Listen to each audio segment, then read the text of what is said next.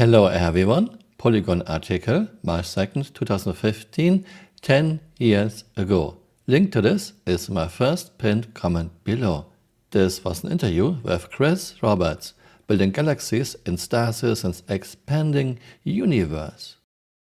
With $74 million raised and a universe of promises made to more than 750,000 people, some may wonder just how realistic Chris Roberts' vision for the all-encompassing but still unreleased space simulator Star Citizen is.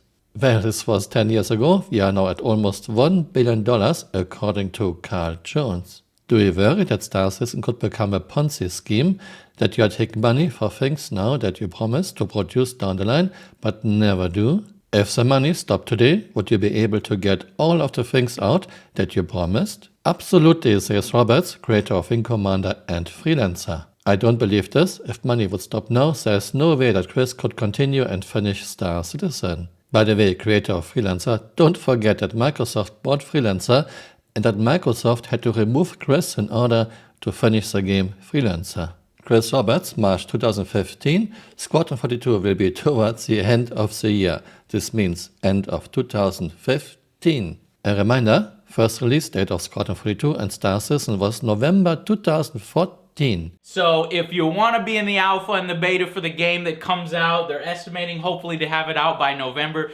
2014. In 2025, we still don't have Squadron 42 and we still don't have 1.0 of Star Citizen. Then the company plans to spend 2016 filling out the rest of the Star System, finishing ships, finishing characters, basically going from 5 to 130 Star Systems and adding more of the functionality and features on that we have and building out different roles. We are in 2025, we only have 2 Star Systems, and 1.0 will be a bare minimum product with just 5 Star Systems. And even 1.0 is not coming out anytime soon. And now the really big thing, reminder, March 2015. By the end of this year, 2015, backers will have everything they originally pledged for, plus a lot more, Roberts says. But of course, our intention is that it's a much bigger, more expensive, huger game than I ever considered we could do. I'm really out of words. I still don't think Star Citizen is a scam, but Chris surely is a bullshitter. Sorry, there's no other way to put this. 10 years later, we still don't even have 10% of the stretch goals, and most likely will never have. Let's take a look at some of those stretch goals we were supposed to get at the end of 2015. Yeah.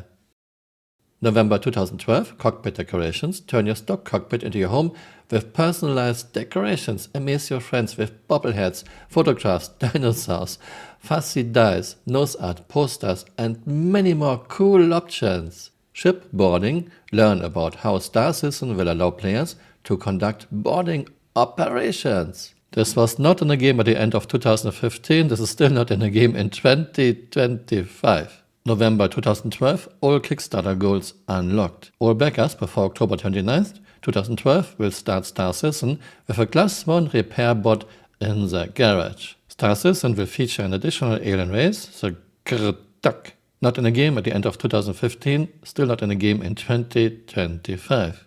November 2012, Star Citizen will launch with 100 Star Systems. Nope, it won't. 1.0 will have just 5 Star Systems, and maybe we are getting to 100 Star Systems in the next 40 years. I'm not even kidding, I'm serious. So just 5 Star Systems and we might get a few more in the next decade. I know my people before someone writes, those 100 Star Systems had fixed landing zones. Yeah, that's exactly what Richard Tyre tried to sell us at CitizenCon 2024, but Richard Tyre was just gaslighting us. And one of those goals was 100 Star Systems.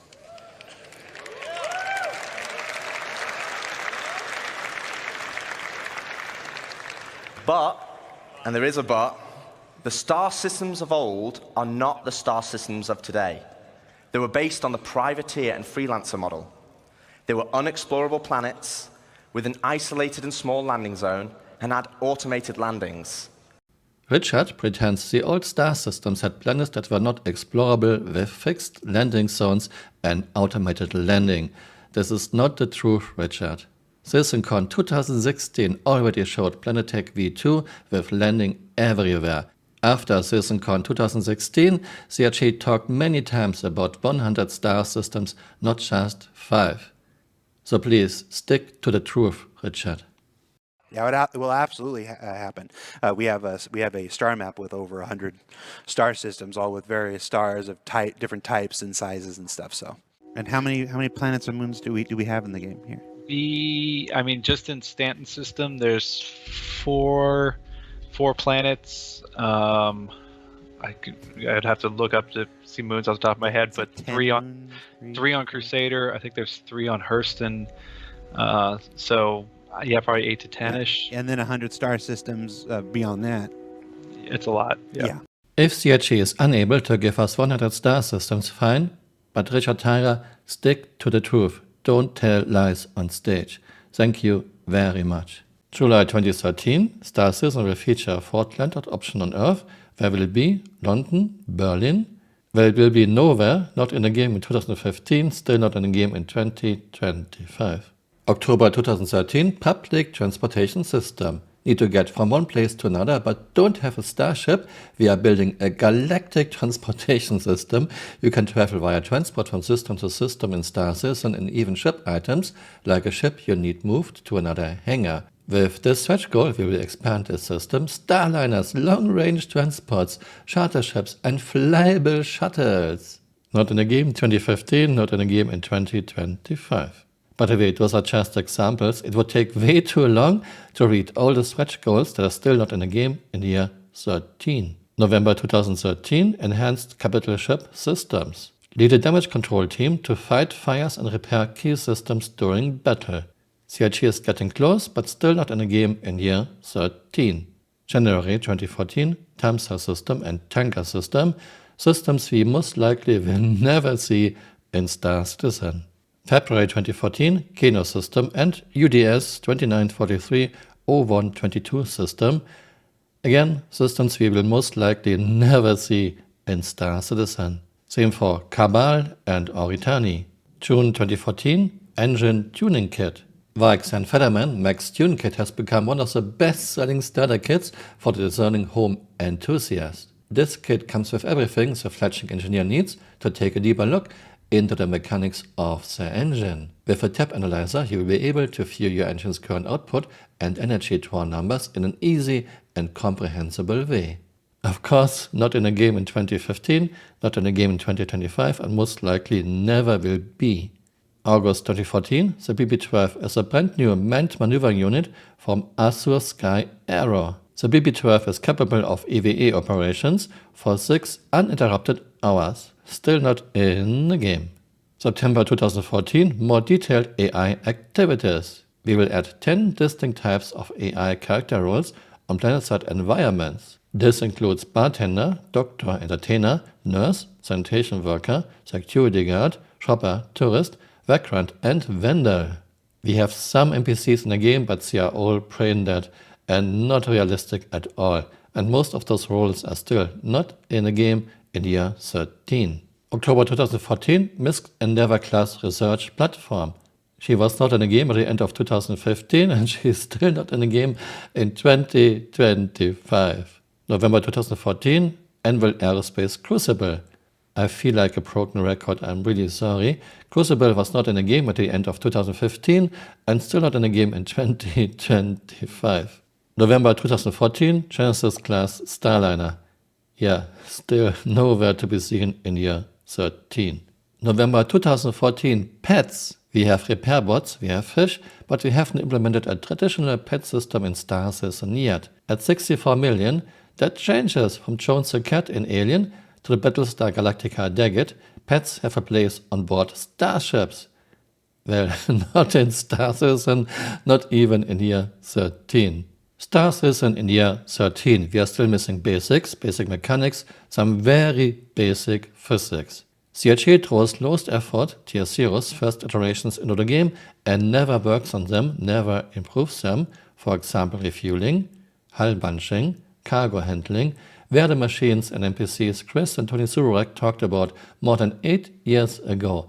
Animus missile launcher, trolleys, armor, etc. If I have a big container ship and I pull into the port of LA here at Long Beach, there's a whole setup. There's longshoremen, big cranes, and there's service, and the crew of the container ship don't actually unload the containers themselves. There's equipment that does it, and there's people that are paid to do that. And I would say that in general, in sort of the bigger sort of spaceports, you would have that same kind of setup where you would have the ability to unload the bigger ships, unload the containers. I think so the answer is there will be services, but we'll also have some specialized ships and equipment for unloading, cargo. We are getting one lowest effort rework after the other. See recently Retaliator, where CRG did the bare minimum. Many rooms CRG didn't even touch, for example Captain's Quarters. CRG has a long list of ships that are still in concept and a long list of ships that needs a gold standard, but CRG doesn't even have a gold standard yet in year 13. Just the backlog of concept ships is more than 10 years long by now. CRG never has a plan, never has a concept, never thinks in advance and never thinks things through. See for example Size 2 shields. Size 2 shields had 4 shield faces, then CRG changed it to a bubble, then to front and rear shield faces, and now Size 2 shields are back to a bubble. I don't expect everything to be perfect from the start. I don't expect every first iteration to be perfect, but I expect some thoughts put into game mechanics. Star Citizen had one of the worst UIs in history of gaming, and now in 3.83 we got the Iron Man movie UI, which is even worse. Yeah, once again, cool cinematic over functionality. We got the arcadey, gamey, no fun master modes in 3.23, something Chris said he would never do. We have now the first iteration of static server meshing, but we still have a lot of lag, low FPS and massive do-things. Will dynamic server meshing fix this? I believe it when I see it working in the game with little lag and do-things. Even basic things like elevators, getting into our personal hangars, spawning a ship, leaving our personal hangars, freight elevators, don't work reliably in year 13. CRG hasn't even finished the flight model and ship combat in year 13. This is unbelievable. Things like flight model and ship combat should be finished in year 2 or 3. We have boring and repetitive missions. For example, every bunker looks the same, every distribution center looks the same, just copy and paste it all over planets and moons. Same with outposts, just copied all over the place. We have tedious time sinks on top of tedious time sinks. 30 minutes preparation and flying to do a 3-minute mission. We got more time sinks like loading our ships ourselves at outposts, using the cringe magical handheld tractor beam. We still don't have machines or NPCs helping. Some ships cannot be loaded easily manually, for example Carrack and Caterpillar. More than 7 years ago, CRG had a pretty comprehensive design right now. No, they didn't. We are responsible for our ships and cargo, but we cannot even lock our ships in year 13. No keys, no biometric locks, we cannot throw our weapon in armistice zone, and we don't have police or security forces yet. Yeah, everyone who makes it onto the pilot seat has full control over our ships.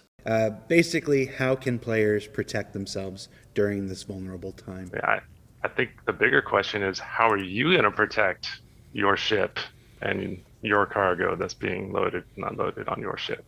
Of course, this is not what CRG promised us.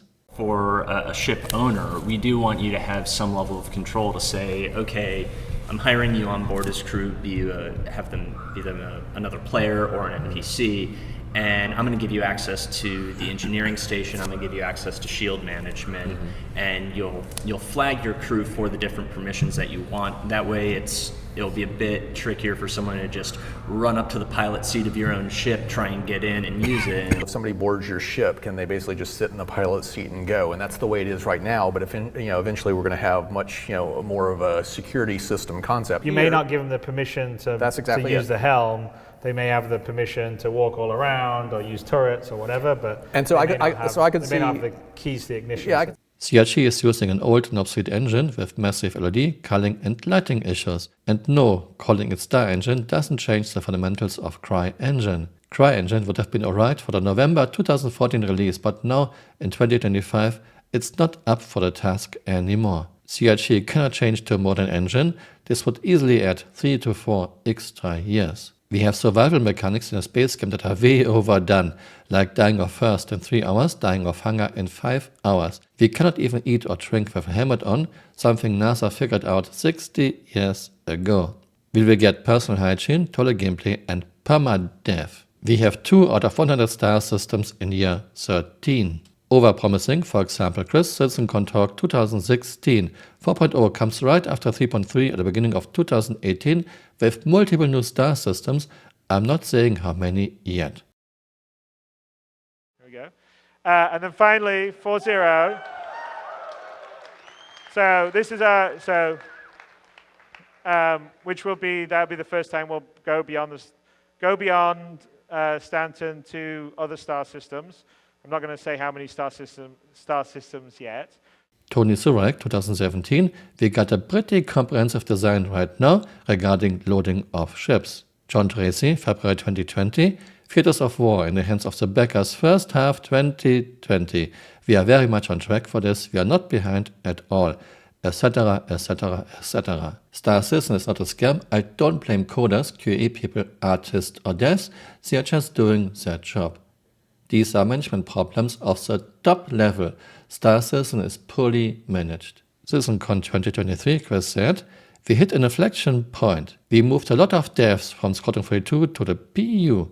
So far, we see nothing of it. I could go on and on. And of course, Polygon interview, March 2nd, 2015.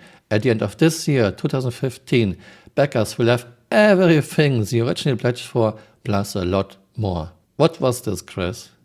Why did you say this? I really would like to have a statement from Chris. I am not saying Chris is a scammer.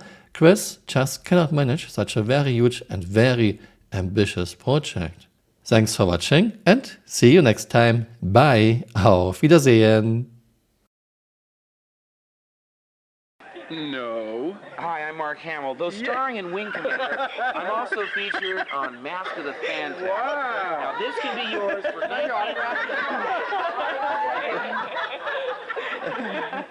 Oh, troublemaker. Yeah. Look at that. Look at that top. Look at that. That's real plastic, too. That is. See, what you do is you open it. Towards Billy Butler. You open it,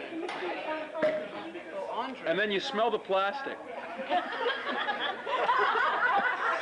Oh, that was a good week. Very good week. Hey, have you got those plastic champagne glasses we asked for? Oh, dear me. There you go, Tom.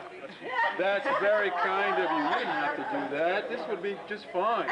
The way I drink.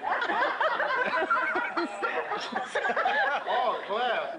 Hey, don't start with me, Bernard. Thank you. That's very nice. Man, if you people weren't in costume.